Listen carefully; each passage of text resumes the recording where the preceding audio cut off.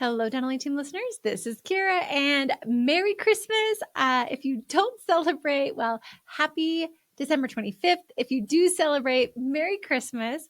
I love the holidays. I truly do. And this year, my husband and I are celebrating with his family, which is so fun because we got married 13 years ago. And I'm the second oldest of seven. And so my siblings were very young. I have one sister, and she was born when I was 12, and another sister born when I was 15. And so when we got married, my husband's the youngest of five, and I just really wanted to spend holidays with my siblings because they were so young when I got married.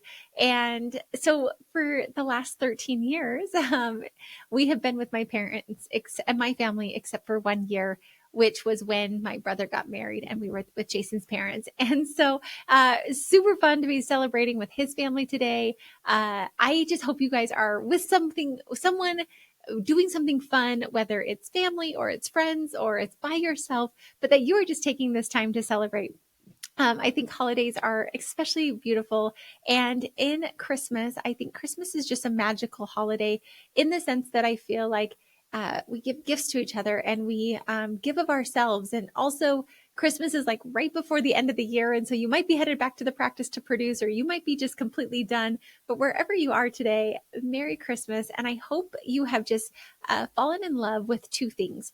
Number one is being in the spirit of giving. I think that that's something that's so important and paramount for us, that we are truly giving. I think I've shared this on the podcast before, so some of you may have heard this. For those of you that are new, welcome. I went to a conference and our group's name was Live to Give. And I remember hearing the thing that the secret to living is giving. And so in this holiday season, I know it can feel bustly. I know it can feel crazy, but I think when we take a step back and we look at what is ultimately the season, it's the time where we all give gifts to people. We give holiday parties and we give gifts to our team. We give gifts to each other, and we're looking for those perfect gifts. But the reality is, what is our gift that we're giving of ourselves day in and day out to our team and to our patients and to our communities and also to ourselves? And so maybe today you take some time to think about, what is that gift? What is my gift that I bring to this world? And I know that that can feel awkward for some people, but I would really hope that I can encourage you to love yourself a little bit more. And what is something incredible that you bring to your team?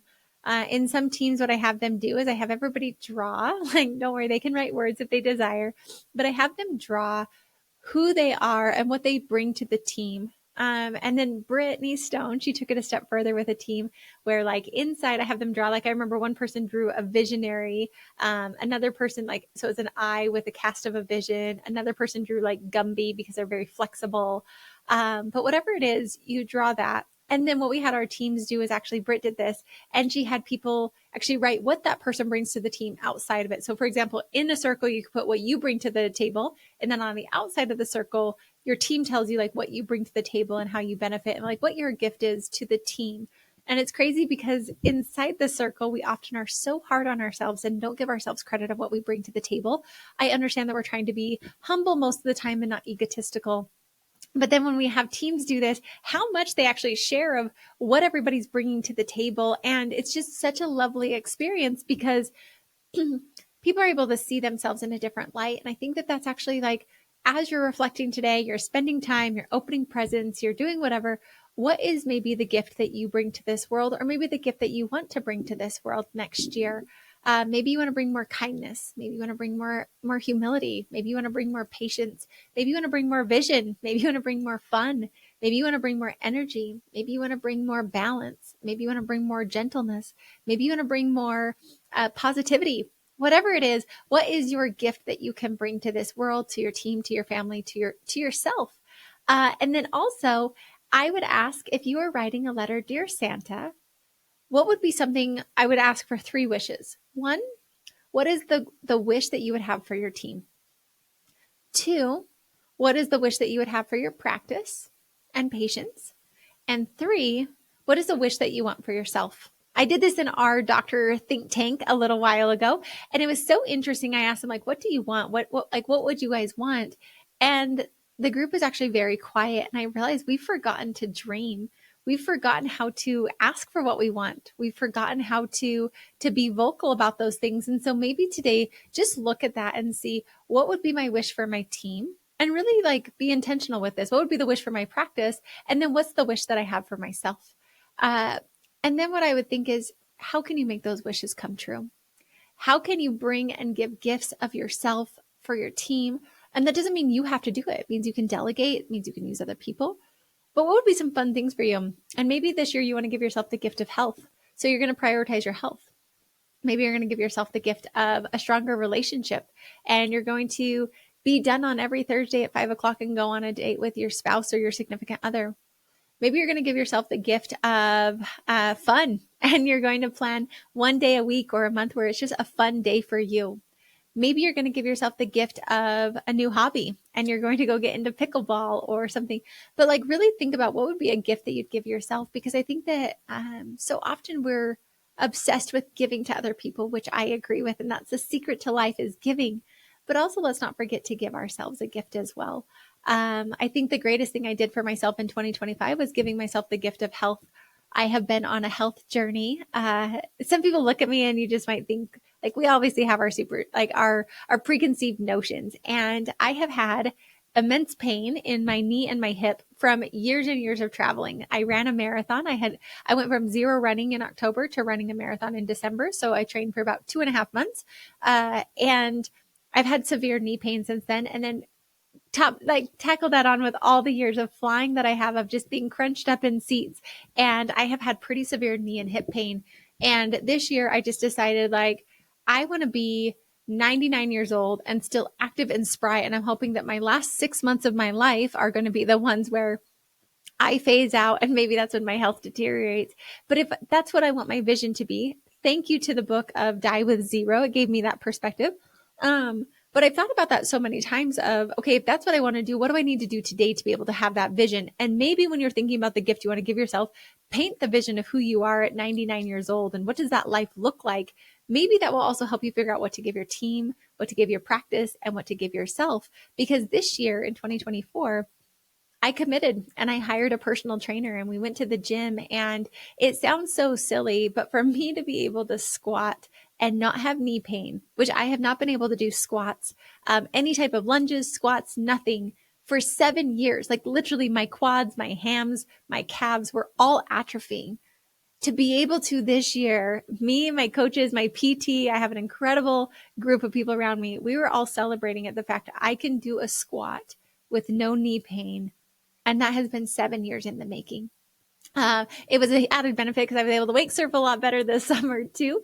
But just to feel strong and to feel like I'm taking care of my body so I can be this 99-year-old woman who's not frail and feeble, but is strong and has strong muscles. I have to do things daily now to be able to do that. I worked on my macros. I worked on protein intake. I worked on eating healthier. I worked on figuring out what the meals were. That was freaking hard, and I hated every second of it. But to see how much healthier I am today versus where I was a year ago is a gift that I could never get back. I can't go back in time and live my life differently, but I can move forward, and we can give ourselves those gifts now. So maybe even today, think about, who do you want to be when you're 99 years old?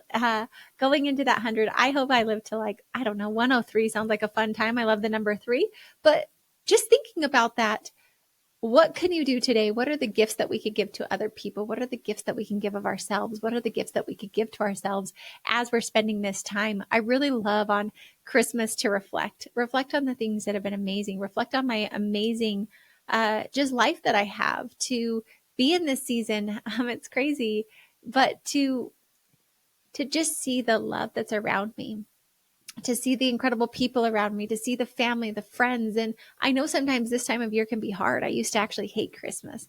My brother came home and I hated Christmas. I literally would not listen to anything Christmas. I went into it and I would just not participate in anything. And my heart was so sad. And I just felt cold. I felt closed off. And what changed for me was I actually worked for a company called United Way, and we did Sub for Santa. And I remember seeing the spirit of Christmas come to fruition. I remember seeing so many people give of themselves to make magic happen for other people. And I realized That's what society is. That's what our communities are. We need to be more united rather than divided. We need to see how we can give hand ups, not hand outs. We need to see how we can just love people on a deeper level. And it was such a, like, my heart went from ice cold to soft as putty the year that I called myself Mrs. Claus. And I remember just seeing the magic of humanity. And so how can we, within our practices, within our teams, within our communities, give that magic of humanity to more people, give that spirit of love and service and gratitude, because we don't realize our ripple effect. One person was able to serve so many different families, and then those families were able to go on and perpetually serve other people. And I just think that the world needs more kindness and more care, that we need to give more kindness and more care to ourselves, that we need to see the beauty around us rather than all the negativity around us, that we can choose what pair of sunglasses, aka filtered, we put on to view this life. And I would hope that, one, you'd give yourself a gift this year of something that's going to help you when you're 99 or 100 to have the best life today for those future years. I would also ask you to give a gift to your team of this next year. What are you going to give your team? And then what are you going to give your practice and your patients? And then also let's look to see how can we have more kindness, more love, more generosity as we go into 2025. You guys, this is such a magical time of year. It feels like the magical clock, like Father Christmas or whatever it is, the magical clock of 2024 is ticking down. And how can we maximize and optimize these magical moments through the rest of the year? But also, how can we prepare to invite and embrace this incredible 2025 that's about to be upon us? How can we learn from our 2024? For some offices, I know this was your hardest year. For Dental A Team, it was truly my hardest year. It was the year that I grew the most. It was the year that I was refined personally and professionally the most. It was the year my team grew the most, and not by size, but by grit and stamina and determination. And so for you, what are the lessons we've learned from 2024? How can we soak in these magical moments as we roll into 2025? And then how can we maximize and optimize 2025? If I can be a part of that journey with you, I'd love to be there. I'd love to celebrate you, and I'd love to give you even more opportunities than you could have ever imagined. But really, I just hope that today you relish in the joy of your life, of you being here, and then give yourself a magical gift. And let me know if you want to email me. I'd love to hear it, as always. hello@thedentalateam.com. But I hope you enjoy the time with your families. I hope you enjoy this magical season. I hope you remember that the secret to living is giving. And that's giving to others and giving ourselves the most incredible life we can, because the ripple effect is it's so magnificent of what we as one person can do for this world. And I just challenge you to really, really maximize and optimize that this year. And as always, thanks for listening. I'll catch you next time. Merry Christmas. I'll catch you next time on the Dental A Team podcast.